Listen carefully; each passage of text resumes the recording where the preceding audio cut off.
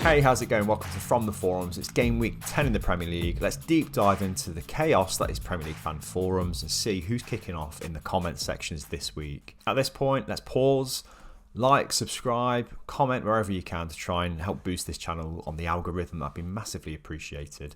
And also so you can hear more deep dives into more comments from fan bases and which club I might be talking about next week. First on the agenda, Tottenham 0, Chelsea 1. We're going to the Fighting Cock forum, who we visited last week actually, but in very different circumstances. Tottenham were third in the table after last week's performance, but after this defeat to Chelsea, they've slid to fifth, and the fan base has suddenly become a little bit angry and borderline toxic. So let's see why. Let's see what they've got to say.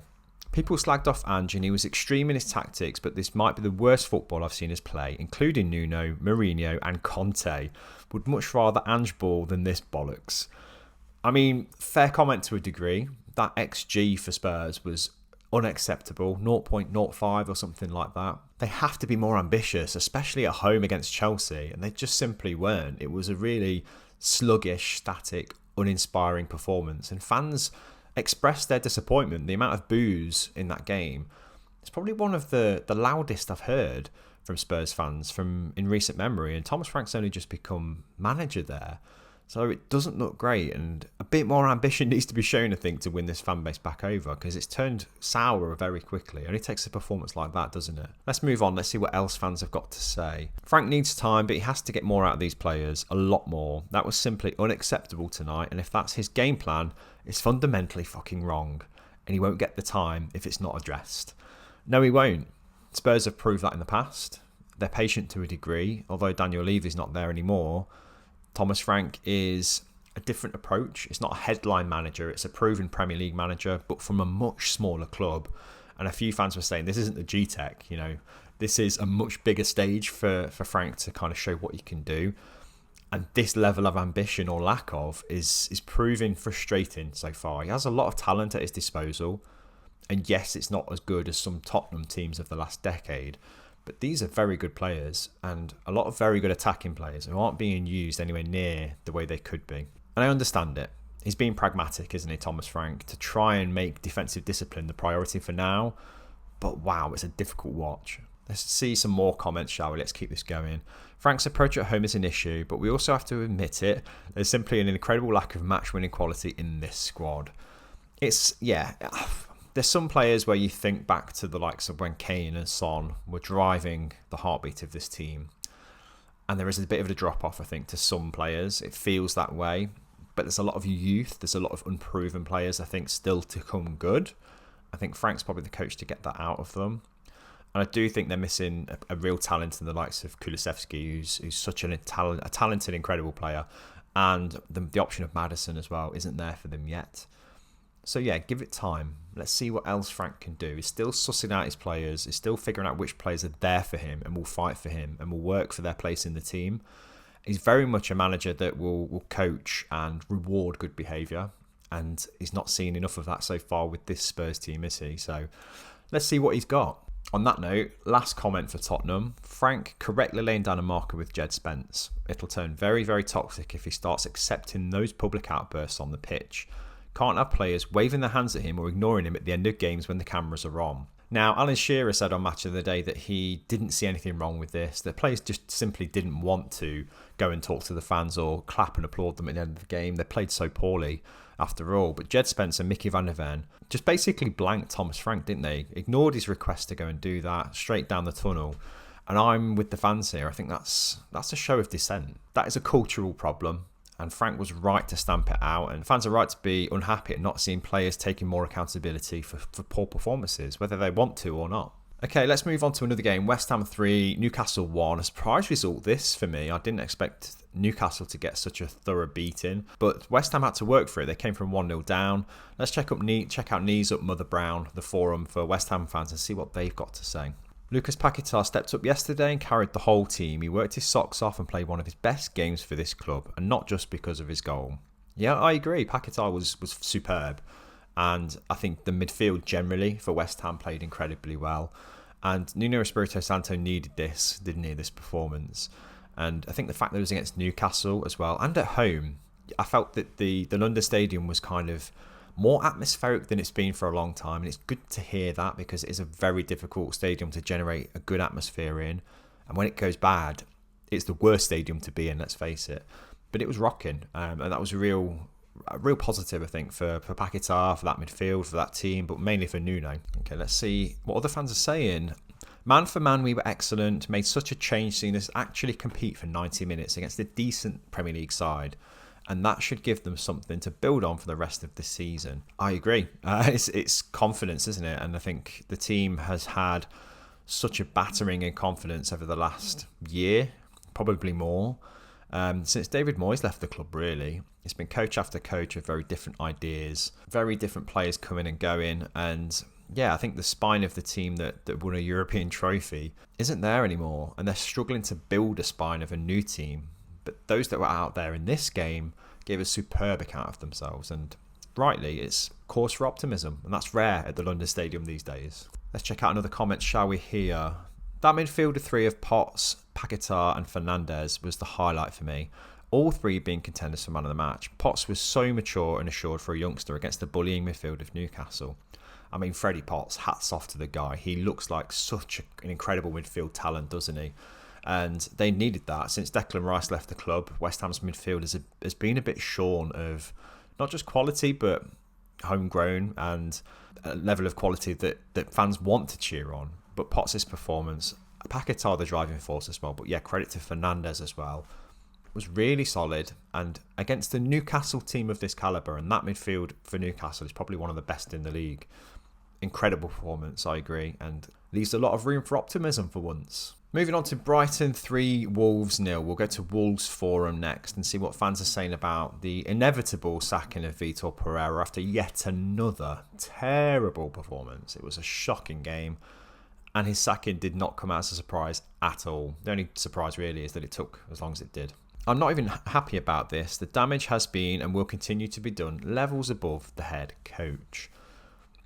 Not the only fans saying that, are they, Wolves fans? Because the leadership at Wolves have really let the side down. They've really let coaches down, to be fair.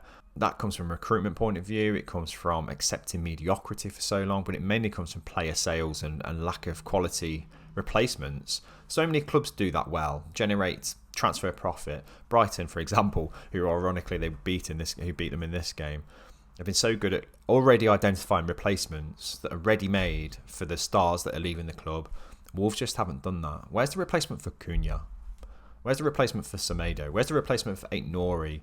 All the players that they've had coming into the club have been so far adrift of what they needed, and the gaps are obvious. And Vitor Pereira is the fall guy on this occasion. And yes, he wasn't good enough either, but the problems run a lot deeper than that. Okay, let's check another comment. Whatever he gets, the smartest thing he did was signing that contract when it was offered in September.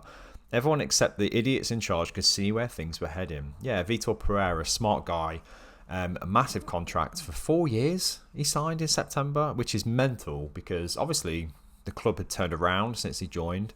But it was always, in my eyes, a firefighter appointment. I never saw him as somebody that could be medium to long term in charge. He did what he had to do. And he never seemed like he was fully invested in being the coach long term and improving things more. So 4 years handed to him. If he's got a major payoff for that and there's not some weird clause that's prevented a big payoff, then fair play to him for milking the club for all they're worth, because that was a stupid decision and deserved to be punished financially because, yeah, he wasn't the guy, I don't think. Let's see what else Wolves fans have to say. Bad owners, bad manager, bad players, and a bad culture around the club that starts at the top. What do you expect of players when the ownership makes it clear that the club is nothing more than a rung on the ladder? It is a cultural challenge, isn't it, at Wolves? Really misguided leadership, and to the point where that Vitor Pereira's likely successor at one point was looking like it was Gary O'Neill, who was only sacked from the club a matter of months ago. And sensibly, O'Neill's turned it down anyway. He's not in the running.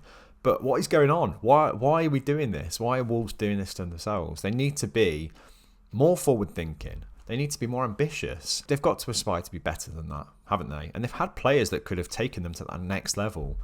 But something's not right there, and it needs to change, I agree. But Pereira going is the first step, really, in hopefully maybe reversing this toxicity that's going on at the club right now.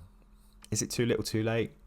Time will tell. Okay, to finish the pod this week, Nottingham Forest 2, Man United 2.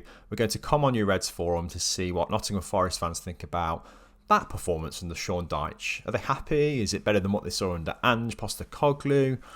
Has to be really, doesn't it? Let's see.